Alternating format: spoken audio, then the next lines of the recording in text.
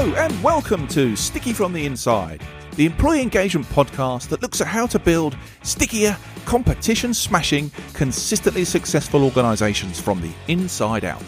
I'm your host, Andy Gorham, and I'm on a mission to help more businesses turn the lights on behind the eyes of their employees, light the fires within them, and create tons more success for everyone.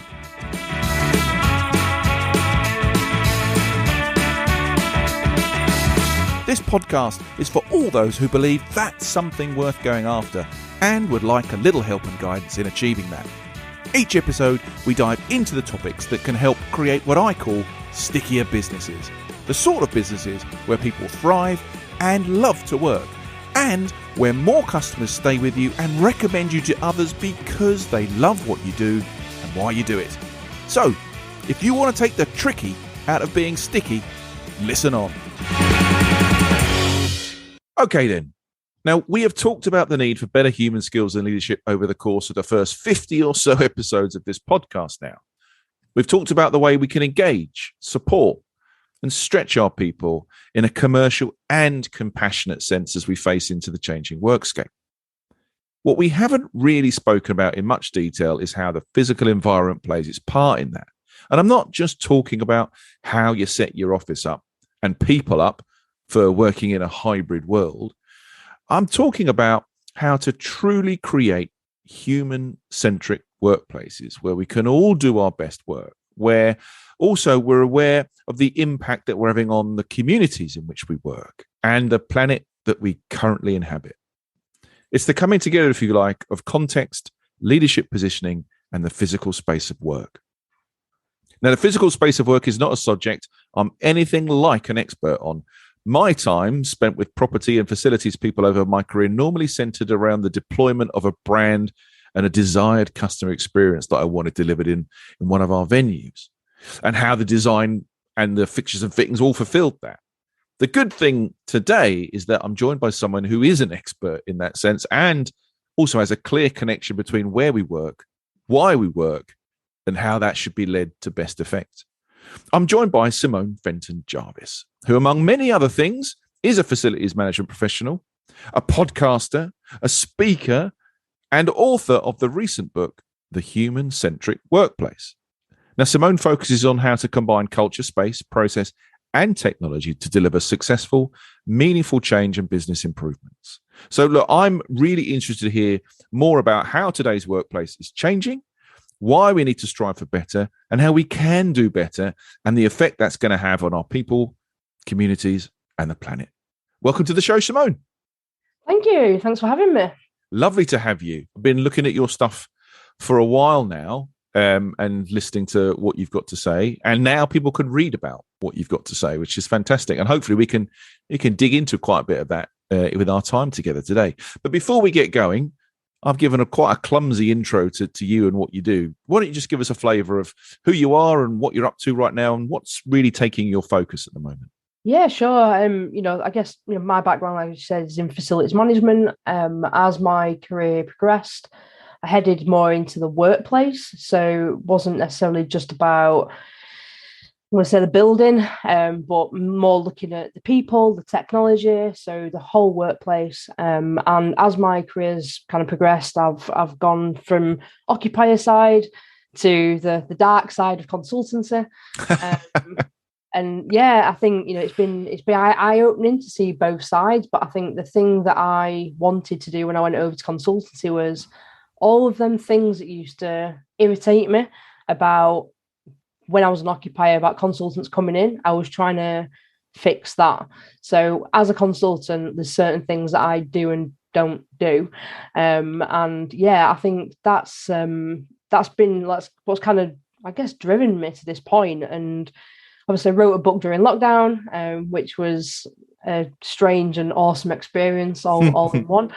It was testing, but great at the same time. And then, spent the last kind of year really promoting that.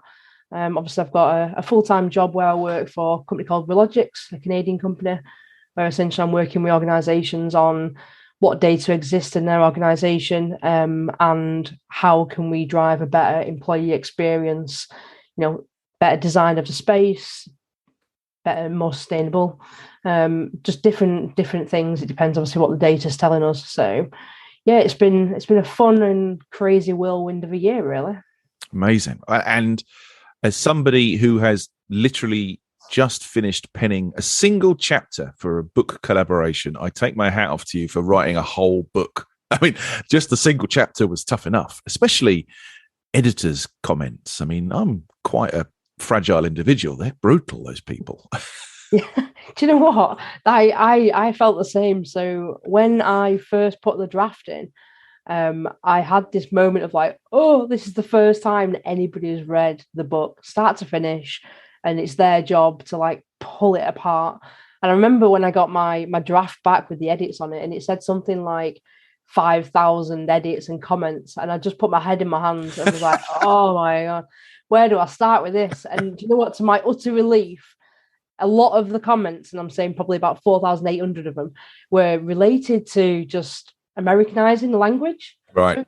Lots of Z's and like O's and U's removed. And, it was just, so I was a little relieved it wasn't just 5,000 hard comments about what I've written. So, yeah, I mean, gosh, what would you do with that? I mean, let's dig into this a little bit though, right? So the book, tell me, where did it come from? What was the inspiration? It's not just another banana bread alternative for lockdown, right? There must be something that's clearly, from the way you describe what you do and your journey you're on, that's really driven the need to write this book. So tell me about that.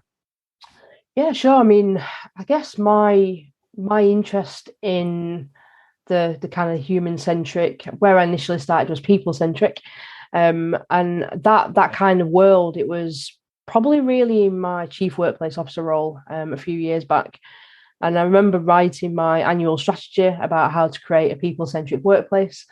And that was really driven by the values of the company, the challenges that we had, not just in the company, but more on a macro level as well.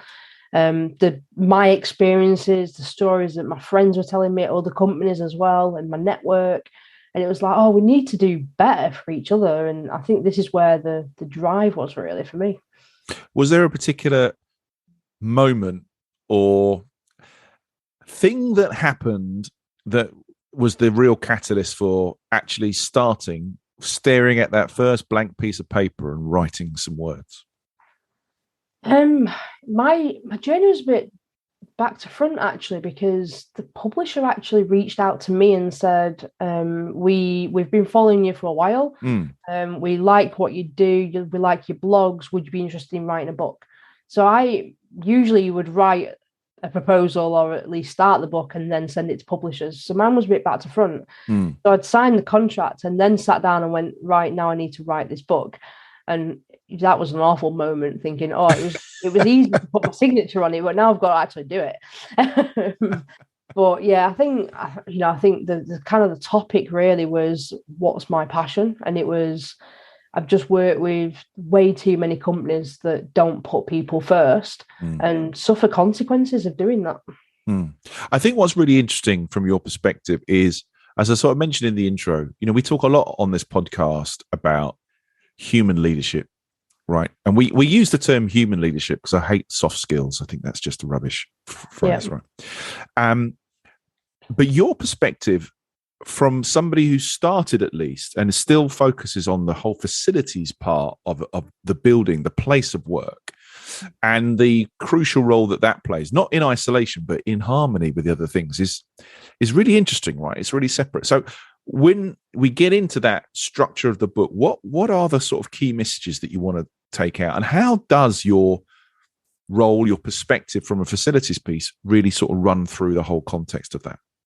Yeah, I mean, I guess the pandemic threw this into a bit of a whirlwind, obviously. But I think where things started really was that, within the book and facilities management and how that ties into the human-centric bit is, I've had far too many years of people assuming that facilities management is about bricks and mortar. Right. And I've always seen it as the profession that is creating a community and a place that people can do their job. And I think the bricks and the mortar is just where people go. Yeah. But it's the vibe of the organization that's always stood out to me. And it's the how are people seeing facilities management, and how are they, are they, for instance, only contacting you when something goes wrong, like, let's say, toilets always happens, air conditioning, all of the obvious facilities management things. Is that the only interaction they have with you?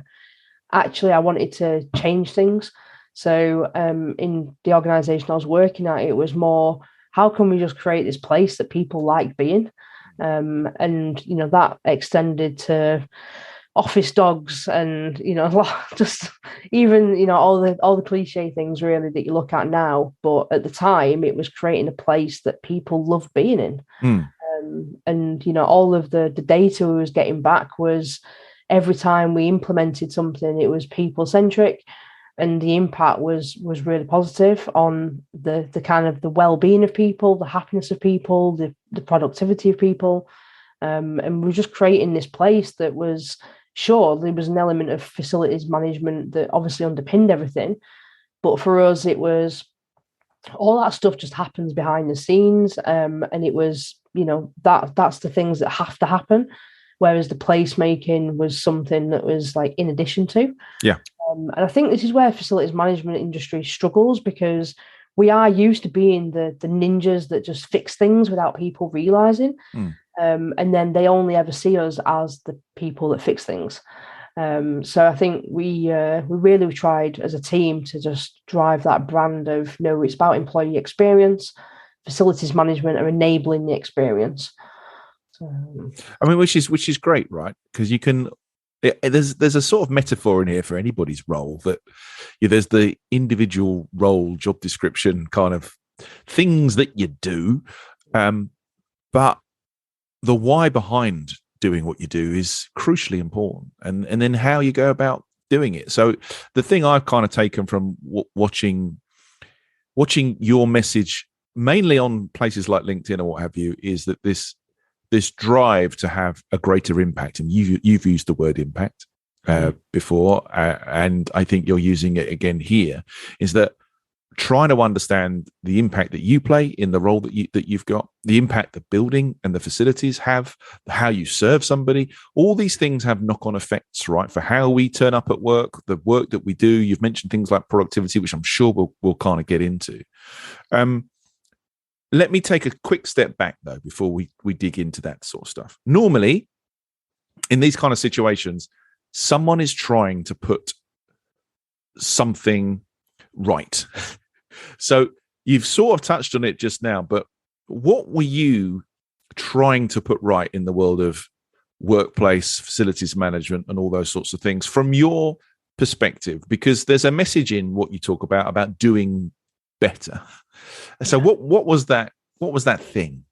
Yeah, I think the thing was driven. I'm going to be honest. Initially, it was probably a bit of imposter syndrome that was driving my concerns. I guess that people only ever thought it was here to fix things, and it was, oh, we can do more than that. And there was that interesting thing. But I think the thing that was going wrong, which I guess is what you're asking, was facilities being about the bricks and the mortar, facilities only ever getting called on when something was wrong, getting missed out of key business kind of stakeholder conversations, whether it be how is the place supporting people, how are people from a well-being point of view, almost forgetting that the impact the physical environment has on people.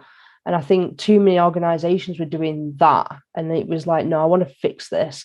Facilities management is the absolute underpinning thing to everything that happens in an organization, at that level. Because if you've got an office and it's not how people want to use the office, it's not safe for them, it's not healthy for them, it's not got that experience, it's not got that vibe, people are not going to want to go there. And even when all of them things are right, it doesn't necessarily mean that people are going to want to go there. It just means that essentially, you're there as an enabler. And you're there when people choose. And I think choice is an important one. I guess we can cover later, but it's the choice of people. And I think that's the bit that was going wrong, in that facilities management should be about enabling choice. And I think for too long, organisations have used facilities management as like the stick to beat people with. Mm-hmm. This is where you're sitting. This is your assigned seat. This is the meeting room. You need to book it. This is the technology that you need to use. And all of the choice bit just felt like it was being removed, because it wasn't being people driven. It was about the leader of the organisation, whether it be CEO or the head of facilities. It was about what they wanted rather than what the people wanted about who worked there and who the place was actually for. So you were doing more engagement, right, and data mining, I guess, with the people who actually facilitating work in that workplace. Yeah. And it was, that whole thing of, for me, it was, I walk through the office, and if I don't interact with people, then I've done something wrong. And I expect if I'm going to my desk to a meeting room and back again, I would want to speak to at least 10 people on the way, because it's essentially facilities should be about being that hub of the office. You're there about, you're picking up the vibe of people. When something's not quite right, and that could be about the space, it could be about the culture. But facilities are the ones that hear the stories, feel the stories, and see the impacts of what's going on in the organisation. If they ask the questions, right? Because I think from what you're saying, that's not the norm. No. Right? It's more reactive rather than a planned, conscious workplace design, right? I think it has been. I think it's getting better. There's some really good examples and really good leaders out there that are being more proactive.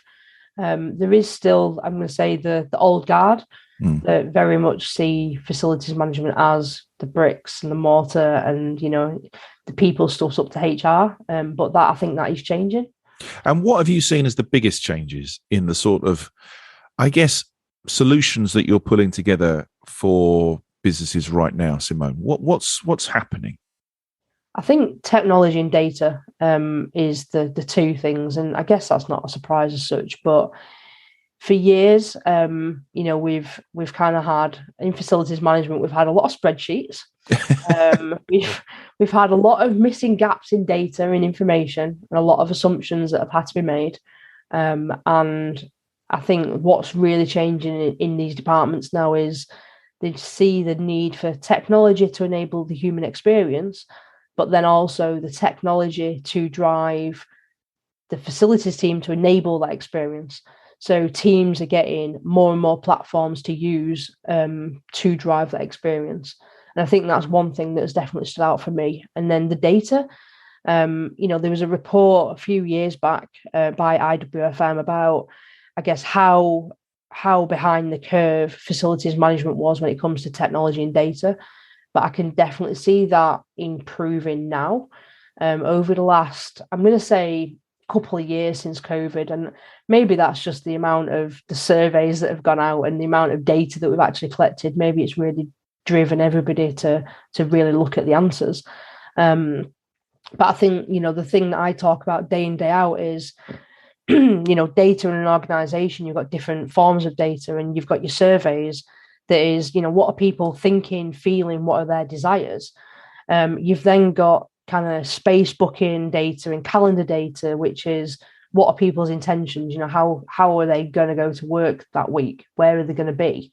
And then you've got the actual data, and the actual data is, well, what actually happened on the ground, and that's where you get into building access control systems and sensors and Wi-Fi, and looking at you've got to look at that. I've called it golden triangle, because if you're not looking at desire, intentions, and actual behaviours, then you're going to miss something. And the sweet spot is obviously somewhere in the middle, because if we drive our workplaces off everybody's desires, that's going to be not only a hard job, but it's going to be probably a little bit fickle as well. And if you only drive it off people's behaviours, then how can you change them behaviours?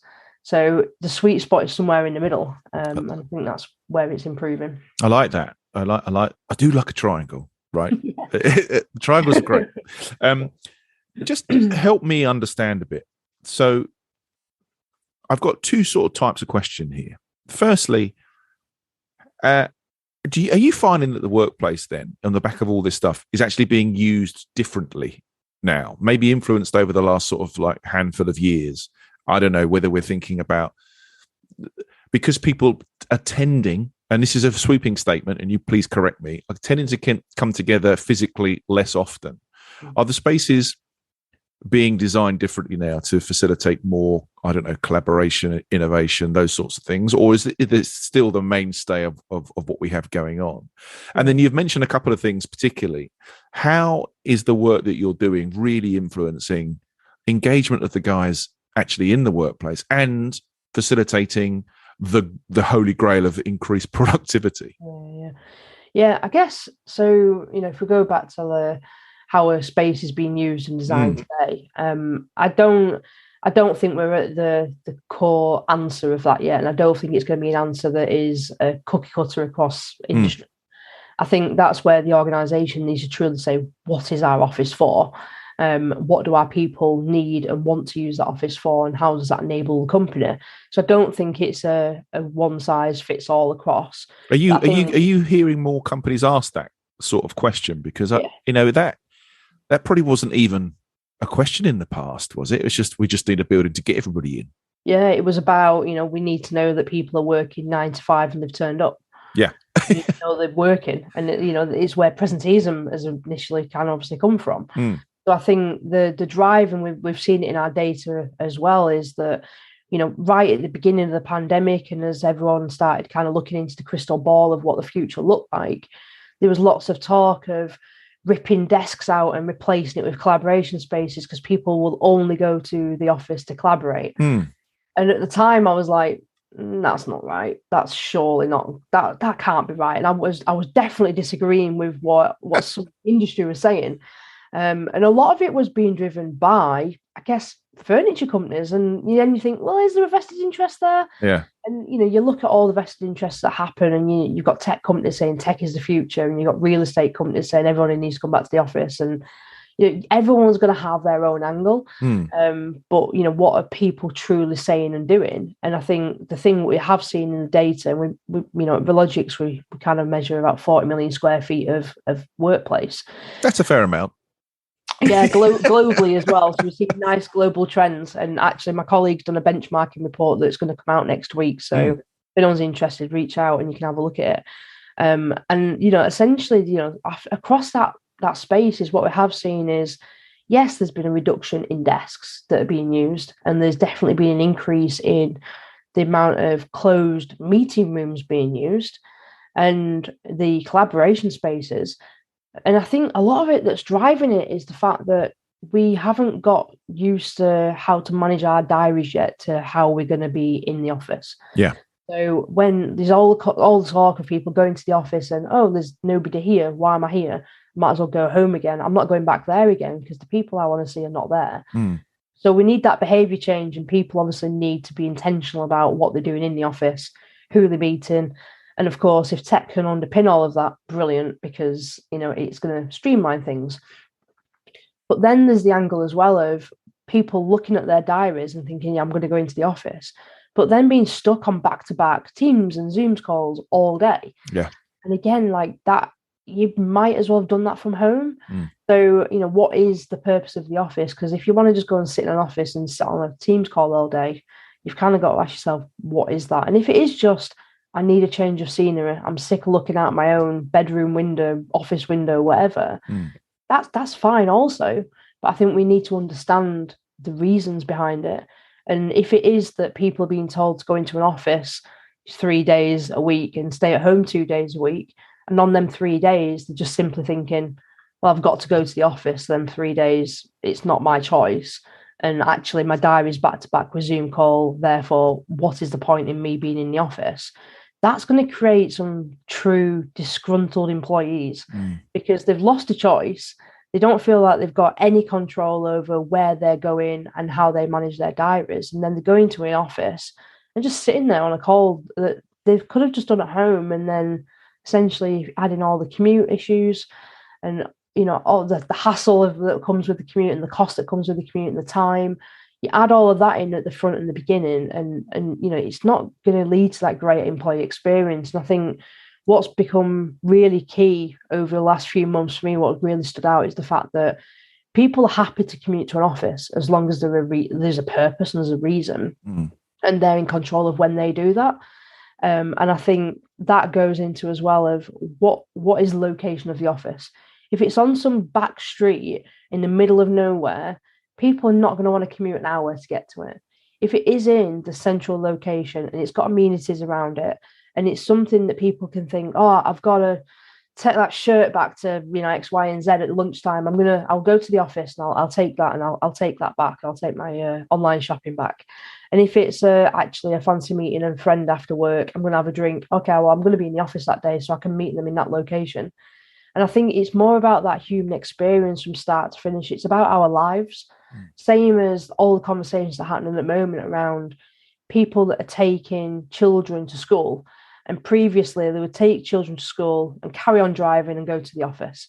And now they're going back home and then they're going back out to pick the children from school.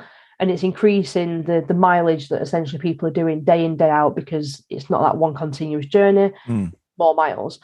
And you think, right, okay, so how do we get the people to really want to drive the extra few miles to go to the office instead of turning around and driving extra miles to just go back home? And I think there's pros and cons for all of it, but I think the key thing is it goes back to choice. Right. And this is the bit, I guess, that's then influencing overall levels of engagement. And I know that you've got some views on how it influences productivity too. Can you just elaborate on some of that for me?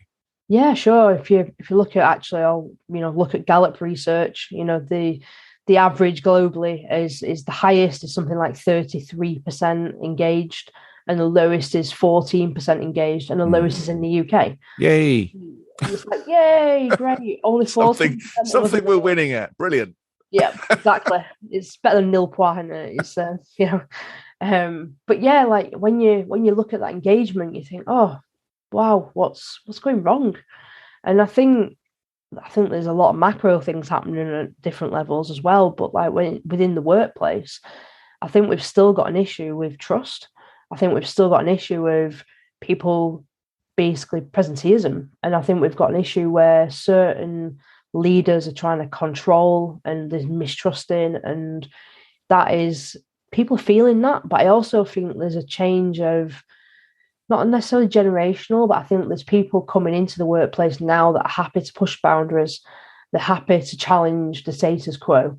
And I think that's driving real change. And I think when you look at engagement, the people that are, I'm going to say, nearer to retirement, it's almost, I get the feeling from the data, from reading between the lines and everything that I have, the people that are nearer to retirement of not sitting comfy as such, but of more I'm happy to go into the office. This is what I've always known. Whereas the people coming into the workplace, they've just maybe had 2 years, let's say, working virtually at university. And they've had 2 years, sat in their bedrooms and thinking, actually, I should have been at university. And there was upsides and downsides to that. But then they're going into the workplace and being told they have to go to a place. And when you get into that 3 and 2 pattern that keeps happening, which was just pulled out of thin air, potentially by the media, this hybrid working model, it's not necessarily got any meaning and data behind the 3 and the 2. It feels like, again, it's been something that's been driven by control and mistrust. And I think we're still not getting it right, and that's impacting the engagement and productivity. And are there guys who you can see that are really getting it right, particularly on the productivity front, right? Because there's always a thing in engagement where people feel like it's just a ruse to get more out of me for nothing, which is, I guess, where the mistrusting that you mentioned sort of comes from. It's not genuinely there to try and encourage, grow, help, support people. There's an ulterior motive that is driving everything, right? Is that what you're seeing? But who's bucking the trend? Who's doing some really good stuff? Oh, people like Moneypenny as an example. Anybody, if you go on Google Moneypenny and look at their Wrexham office, and you look at not just the physical space of what they've created at Wrexham, because it's a great place, And you truly, when you walk in, you're like, wow, that's a really great place to be. You feel the culture, you feel the vibe. It's awesome. And I don't work with Moneypenny. No, I'm not getting any backhanders there. It's truly my kind of opinion of everything that I've felt when I've visited that office and everything I've seen and everything they talk about. They've got a CEO that talks a great kind of, it's a spiel, well, that feels unfair, but like a great conversation about what their people mean to them. And it's truly a human-centric environment that they're doing, and everything is about their people. And you feel that engagement, and people are engaged, and it's truly a great workplace. So I think that is an organization that people should look at, especially in the UK. I think other people that are doing great things, people like Patagonia and John Lewis, where they've just had really awesome missions and values and policies come out, and there's some really good things that people are doing, and then there's also some really poor things that people are doing, and I think maybe that's a bit of a subjective thing, but it's there's still parts of the world that are saying, as of November, you are going to be back in the office 5 days a week, and you think, why are we going back to that? It's still a message, isn't it? I'm still hearing this deadline sort of day thing that's coming up, and I think this is again plays to this position of almost expecting and squeezing out discretionary effort versus the genuine encouragement, support in allowing people to do their very, very best work, which, I'm fed up with people thinking it's just some sort of fluffy cliche. Genuinely, let's just think for a second. If you're really into what you do, if you've got all the tools you need to do it to the best of your ability, and you've got people around you who are equally as excited about doing the thing that you're doing, everything feels better. Everything comes out better, right? It's just too common sense for me, which I guess is where you're really coming from. Yeah, and there's too much talk of like trying to make things sound complicated or making it academic here, and I could spiel off a load of big words and talk academic language, but is that going to get us any further forward? I'm from the north. I've got in the habit of just saying as it is, straight talk to organizations, going, this is what's happening, this is what's going wrong, let's just get to the core of it. Let's not sugarcoat things. It's not if we truly want to drive change, we have to be kind of bold and get to the real root cause of what's going on. I think we've been scared of looking under the bonnet at times and gone, oh, let's just carry on as we are, because we don't know what kind of horrors we're going to find when we lift this thing up over here. But I think we need to truly move forward, because people are disengaged at work. And, you only have to spend, 10 minutes on Instagram or TikTok to see how many things you come across about just silly memes about the world of work. The face you pull when your boss says this, or you come across them instantly and you think, this is still happening. There's memes being made about it, because this is still a thing up and down the country and across the world as well. Yeah, it's interesting, isn't it? Because I genuinely think there's a generational shift. And I think the younger working generation are less likely, like you say, to put up with it. They're more vocal. I'm not entirely sure what's driving that. There may be a bit of entitlement. There may be a bit of the way they've been brought up. There may be some genuine kind of change of the status quo that needs to come. There's old Gen Xers like me who were told how to behave, and we did our very best because we didn't want to get in trouble, right? Things changing. The Great Resignation's kind of influenced a lot of those people. And I think it's only going to get more important. And I think the need for change, to genuinely engage your people in doing their best work, is going to have to take on a wider remit.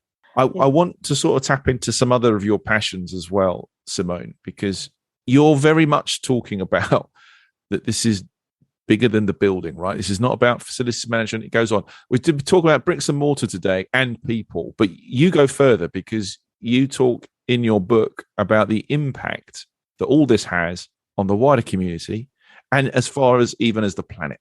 Yeah. So I'd like to understand those positions from you as well. So how far reaching is this? What are the impacts? What's happening? What are you doing about it?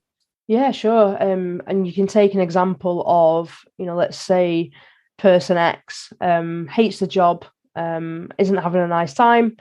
They come home from work and it's a case of, I'm at home, or they're getting the Sunday night anxiety about work on Monday morning.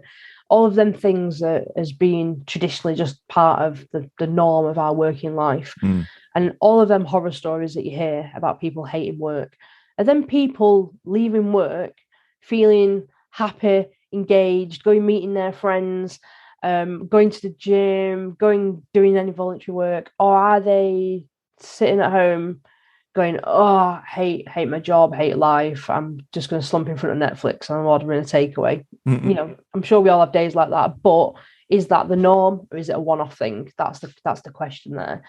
And then you look at the opposite thing of, if you look, and I talk about it in my book, if you look at Kenya as an example, they lose out on $1.1 billion every single year from companies that are not paying the right corporation tax to Kenya. Okay, so coffee beans as an example. So 1.1 billion, that's double what their healthcare budget is, and women have got a 1 in 40 chance of dying in childbirth. In Kenya. So you look at the impact here, and obviously you could say, well, if people paid the right tax, that country is going to have more money, they're going to have better healthcare, they're going to develop more, and it's like we as organizations that are not paying tax to these different countries, or even there's examples of companies not paying the right amount of corporation tax in the UK. So this is not just a kind of a third world thing. And I think there's a bit of a fairness, equality that needs to happen, because when you've got CEOs, as an example, the average FTSE 500 CEO earns the same as 10,000 people working in a garment factory in Bangladesh. And you're like, where did this get so unequal? Like, we need to spread the love a little bit more, and I think that's the bit that I talk about the wider planet, because I think we're often making decisions in organizations without truly understanding what the impact is further down the line.